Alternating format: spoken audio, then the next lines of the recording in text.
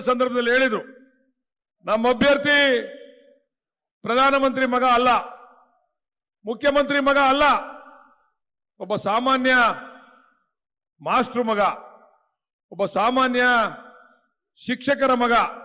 ಆದ್ರೆ ಅವರು ಈ ತಾಲೂಕನ್ನ ಅಭಿವೃದ್ಧಿ ಪಡಿಸಬೇಕು ಅಂತ ಹೇಳಿ ಅವರದೇ ಆದಂತ ಆಲೋಚನೆಯನ್ನ ಇಟ್ಕೊಂಡು ನೀರಾವರಿ ವಿಚಾರ ಇರ್ಬೋದು, ಬೇರೆ ಬೇರೆ ವಿಚಾರಗಳಿರ್ಬೋದು, ಸರ್ವತೋಮುಖ ಅಭಿವೃದ್ಧಿಯ ವಿಚಾರ ಇರ್ಬೋದು, ಇವೆಲ್ಲವನ್ನ ಮಾಡಲಿಕ್ಕೆ ಒಂದು ಅವಕಾಶವನ್ನ ಮಾಡಿಕೊಡಿ ನೀವು ಅಂತ ಹೇಳಿದಂತ ಸಂದರ್ಭದಲ್ಲಿ ಬಹಳ ಈ ರಾಜ್ಯದಲ್ಲಿ ಎಲ್ಲರ ಗಮನ ಕೂಡ ಇಲ್ಲೇ ಕೇಂದ್ರೀಕೃತವಾಗಿತ್ತು. ಈ ರಾಜ್ಯದಲ್ಲಿ ಒಂದೇ ಅಲ್ಲ, ದೇಶದಲ್ಲಿ. ಯಾಕಂದ್ರೆ ನೀವು ಅವ್ರನ್ನ ಕೇಂದ್ರದಲ್ಲಿ ಮಂತ್ರಿ ಮಾಡ್ಲಿಕ್ಕೆ ಕಳಿಸ್ಬಿಟ್ರಿ, ನೀವು ಕೇಂದ್ರದಲ್ಲಿ ಮಂತ್ರಿ ಮಾಡಿ ಕಳಿಸ್ಬಿಟ್ರಿ. ದೇಶದವರೆಲ್ಲ ನೋಡ್ತಾ ಇದ್ರಿ ಚುನಾವಣೆನ, ಏನಾಗ್ಬೋದು ಈ ಚುನಾವಣೆ ಅಂತ ಹೇಳಿ.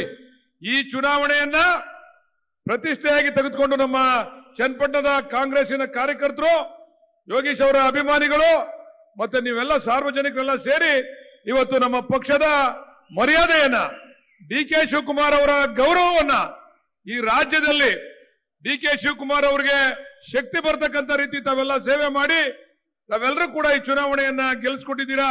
ತಮ್ಮೆಲ್ಲರಿಗೂ ಕೂಡ ಮತ್ತೊಮ್ಮೆ ನಾನು ಈ ಸಂದರ್ಭದಲ್ಲಿ ಕೃತಜ್ಞತೆಯನ್ನ ಸಲ್ಲಿಸ್ತಾ ಇದ್ದೇನೆ.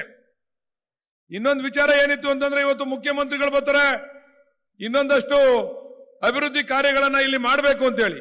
ಇದಕ್ಕೆ ಮುಂಚೆ ಸನ್ಮಾನ್ಯ ಡಿ ಕೆ ಶಿವಕುಮಾರ್ ಅವರು ನಾವು MP ಚುನಾವಣೆ ಆದ ನಂತರ ನಿರಂತರವಾಗಿ ಪ್ರತಿ ಗ್ರಾಮಗಳಿಗೂ ಹೋಗಿ, ಪ್ರತಿ ಊರುಗಳಿಗೂ ಹೋಗಿ, ನಿಮ್ ಭಾಗದಲ್ಲಿ ಏನಾಗಬೇಕು, ಇವತ್ತು ನಮ್ಮ ಸರ್ಕಾರ ಇದೆ, ನಾನು ಉಪಮುಖ್ಯಮಂತ್ರಿ ಆಗಿದ್ದೇನೆ, ನಿಮ್ಮ ಕಷ್ಟ ಸುಖಗಳು ಏನ್ ಹೇಳಿ ಅಂತ ಕೇಳಿ ಸುಮಾರು 500 ಕೋಟಿ ಯೋಜನೆಗಳಿಗೆ ಚಾಲನೆಯನ್ನ ಕೊಟ್ಟಿರ್ತಕ್ಕಂಥದ್ದು. 500 ಕೋಟಿ ಯೋಜನೆಗಳಿಗೆ ಚಾಲನೆಯನ್ನ ಕೊಟ್ಟು ಇವತ್ತು 500 ಕೋಟಿ ಯೋಜನೆ ಈಗಾಗಲೇ ಚಾಲ್ತಿಯಲ್ಲಿದೆ. ಇದ್ರ ಜೊತೆನಲ್ಲಿ ನಮ್ಮ ಯೋಗೀಶ್ ಅಣ್ಣ CM ಬಂದ್ರೆ ಇನ್ನೊಂದಷ್ಟು ಕಿತ್ಕೊಳ್ಳೋಣ ಅಂತ ಕಾಯ್ತಾ ಇದ್ದ. ಪಾಪ ಸ್ವಲ್ಪ ಯೋಗೀಶ್ ಅಣ್ಣಗೆ ಒಂಚೂರು ನಿರಾಸೆ ಆಗದೆ. ಏನ್ ಯೋಗೀಶ್ ಅಣ್ಣ, ಯೋಗೀಶ್ ಅಣ್ಣ ಅವ್ರೆ ಸ್ವಲ್ಪ ನಿರಾಸೆ ಆಗದೆ, ಮುಖ್ಯಮಂತ್ರಿಗಳು ಬಂದ್ರೆ ಇನ್ನೊಂದಷ್ಟು ಆಗ್ಬೋದು ಅಂತ. ಏನ್ ತೊಂದರೆ ಇಲ್ಲ, ಬಡ್ಜೆಟ್ ನಂತರ ಮುಖ್ಯಮಂತ್ರಿಗಳನ್ನ ಪುನಃ ಕರ್ಕೊಂಡ್ಬರ್ತಕ್ಕಂಥ ಕೆಲಸ ಮಾಡೋಣ.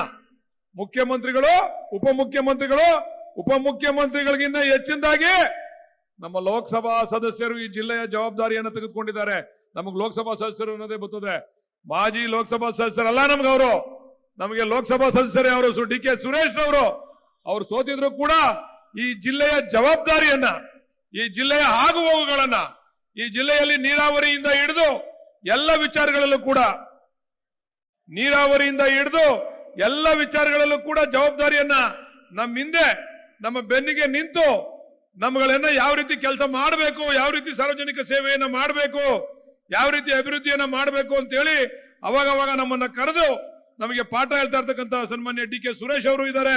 ಅದರಿಂದ ಹೆಚ್ಚಿನ ಅಭಿವೃದ್ಧಿ ಆಗ್ತದೆ.